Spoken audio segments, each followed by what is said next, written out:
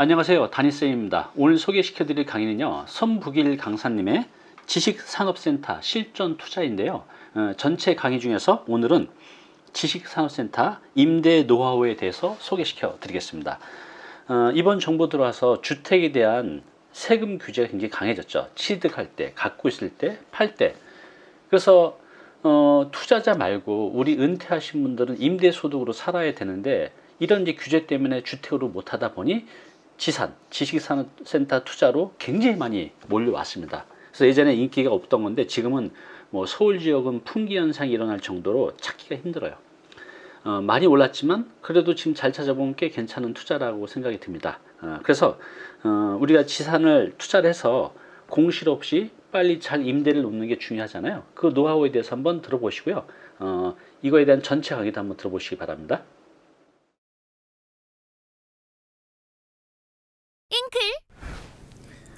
안녕하세요. 지식산업센터 실전 투자평 강의를 하고 있는 선북일입니다. 네, 이번 시간에는 이제 지금까지 지식산업센터를 어떻게 선택해야 되는지 뭐 실전 팁 같은 것들, 수요, 공급 이런 거에 대해서 좀 알려드렸는데, 그러니까 내가 이렇게 실제 투자를 했을 때 입주장이 오거나 임차를 맞춰야 될 때 임대를 맞추는 노하우들에 대해서 조금 설명드리겠습니다.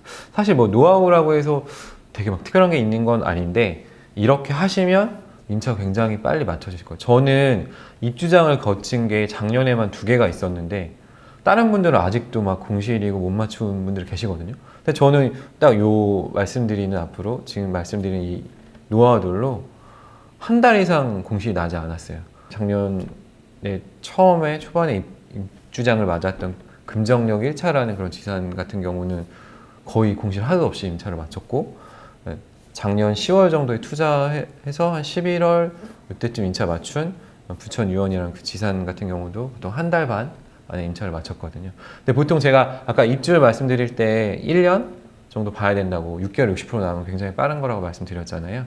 근데 이걸 제가 빨리 맞춘 건 요런 제가 말씀드리는 이런 노하우 때문이니까, 이것도 좀 잘 들어보시면 나중에 실제 투자해서 임대 맞추실 때 굉장히 도움이 많이 되실 겁니다. 우선 임대 노하우 첫 번째는 입지입니다. 입지. 이게 입지가 임대 노하우라는데 왜 입지를 얘기하냐 이렇게 좀 의아하실 수도 있는데, 사실 이 임대에 제일 영향을 많이 미치는 거는 입지예요. 그러니까 내가 투자한 지산이 수요 대비 공급이 많고 입지 조건이 굉장히 좋다면, 기업이 실제 사용을 하는 부동산이잖아요. 사용할 때 가치가 높다면, 뭐 사업하기 편하고 직원들이 출퇴근하기 편하고 경쟁력 입지라면 서로 임차하기 원하기 때문에 임대에 있어서도 입지가 가장 중요합니다. 제가 작년에 입주율 체크했던 데 중에 가장 조금 충격적으로 다가왔던 지산이 있는데, 성수동에 세종더 리브 타워라는 지식산업센터가 작년에 입주를 시작했는데, 이게 제가 입주를 체크한 시점이 입주를 시작하고 2달도 채 되지 않았었거든요. 물론 연면적이 작긴 하지만 그게 2달도 안 해서 다 찼어요, 임차가. 왜 그러냐? 얘가 성수역 초역세권의 입지였거든요. 상품성이 별로 연면적이 크지 않아서 막 인프라가 좋고 막 이런 지산도 아니었는데, 성수라는 그런 임차 수요가 굉장히 많은, 사업체 수요가 굉장히 많은 지역의 초역세권이다 보니까 이렇게 빨리 맞춰졌어요. 그래서 이런 입지가 가장 중요하다. 이 임대 노하우, 처음부터 입지 잘 선택하시면 사실 신경 쓸 필요가 없는 거죠.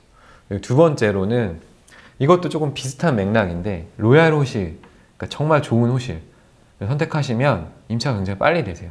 제가 이론편에서 좋은 호실 선택하는 방법들을 조금 말씀드렸었어요. 뭐 코너 호실, 뭐 한강뷰처럼 뷰가 잘 나오고, 이런 층고가 높고 이런 걸 좀 말씀드렸는데, 그런 좋은 호실을 선택하신다면 또 선호도가 높기 때문에 임차가 빠르게 돼요. 실제 제가 매달 입주하는 지산들의 입주율을 체크하고 있고, 체크해보면 항상 제일 빨리 임차가 되어 있는 그런 호실들은 코너 호실이에요. 그리고 그 다음에는 코너랑 붙어 있는 호실들.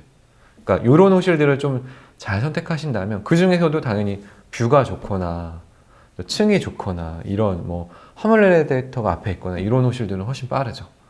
그러니까 그런 좋은 호실을 선택하시면 사실 공실 날 이유가 거의 없고요. 그 다음에 이건 실제로 내가 안 좋은 호실을 사셔도 임차를 조금 빨리 맞출 수가 있는 게, 풀인테리어. 그러니까 인테리어를 요새는 서울권도 다 해주는 추세예요. 제가 투자했다고 설명드린 부천의 유원이라는 그 지산도 제 호실이 솔직히 되게 별로 안 좋은 호실이었거든요. 그때 이제 매물이 많지 않았기 때문에 고객분들 거 다 이제 투자하게끔 해드리고 남은 호실들 중에 선택하다 보니까 호실이 굉장히 못난이 호실이었어요. 뭐 후면부에 층고나 뭐 위치가 좋지 않은 뭐 중간 호실 이런 거였는데 이걸 제가 굉장히 빨리 맞췄어요. 한 달 반 만에. 그런 이유가 그 임차인이 원하는 그런 인테리어를 해준 거죠. 조금 빠르게 등기도 되게 빠르게 쳐서 빠르게 해준 거죠. 그러니까 이 인테리어 해주는 것도 중요한데 보통 입주 조정 기간이 한 2달 정도 주어진다고 제가 말씀드렸었는데 이 기간에 그냥 입주 조정 기간 시작되면 바로 등기를 치시는 게 제일 좋아요. 이게 되게 좋은 전략이거든요. 왜냐하면 임차 수요를 찾는 사람들이 입주 초부터 올 수가 있잖아요. 그때 등기 치는 호실이 내 호실밖에 없다면 그 당시에 풀인테리어 된 호실 내 호실밖에 없다면 당연히 그런 임차 수요는 내 호실로 오겠죠. 그래서 풀인테리어를 하시는 게 좋고 이 풀인테리어 뭐 발코니 확장이라든지 룸을 넣고 뭐 강화도, 뭐 파사드, 싱크대, 뭐 확장 이런 걸 해놓는 건데 이런 게 사실 초기 투자금 더 들기 때문에 약간 부담이 될 수 있는데 인테리어 해놓으시면 말씀드린 것처럼 임차도 빠르게 되고 나중에 매도하거나 뭐 이럴 때 또 임차인이 바뀔 때 또 빨리 되기 때문에 매도할 때도 가격을 더 받거든요. 이런 거. 그렇기 때문에 해놓으시는 게 굉장히 좋은 노하우가 되실 거고 그 다음에 부동산이라는 게 사람과 사람 사이에서 하는 거잖아요. 임차 내놓는 것도.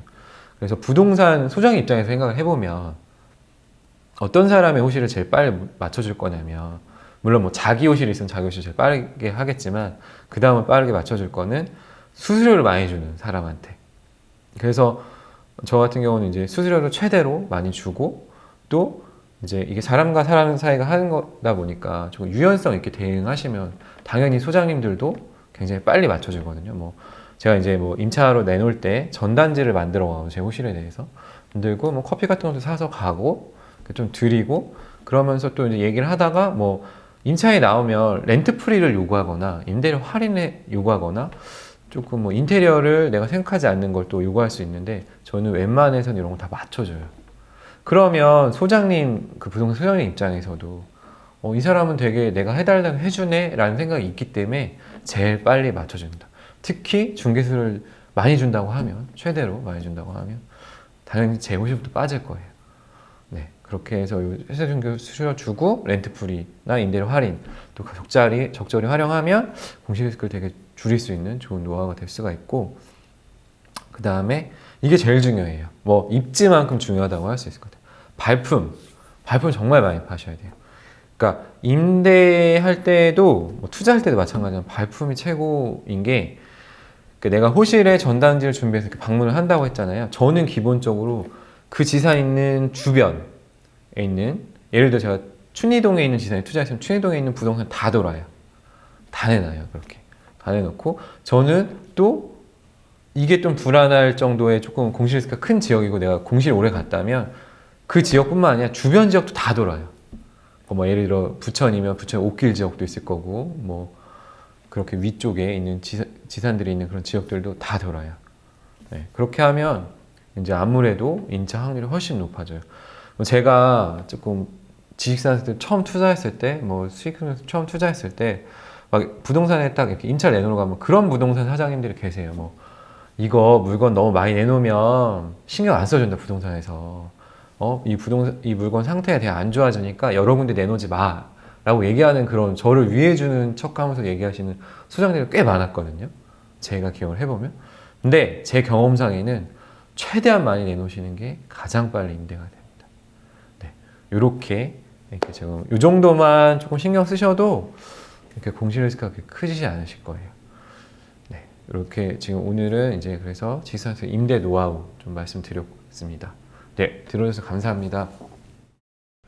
네, 손북일 강사님의 강의 잘 들으셨나요? 지산 투자 이 전체에 대한 강의는 아래 댓글에 링크 달아 놓을 테니까요. 관심 있는 분들은 꼭 가서 들어보시기 바랍니다. 저희 잉클 인생 인마 클래스는 우리 중년의 모든 고민을 해결할 때까지 강의를 만들어 갈 것입니다. 잉클에 오셔서 여러분들의 고민 걱정을 키워드로 검색하시면 거의 대부분 있을 거예요. 만약 없다면 여러분들의 고민 걱정을 그 밑에 댓글로 남겨놓으시면요, 저희가 전문 강사를 찾아서 강의로 만들어서 바로 배달해 드리겠습니다.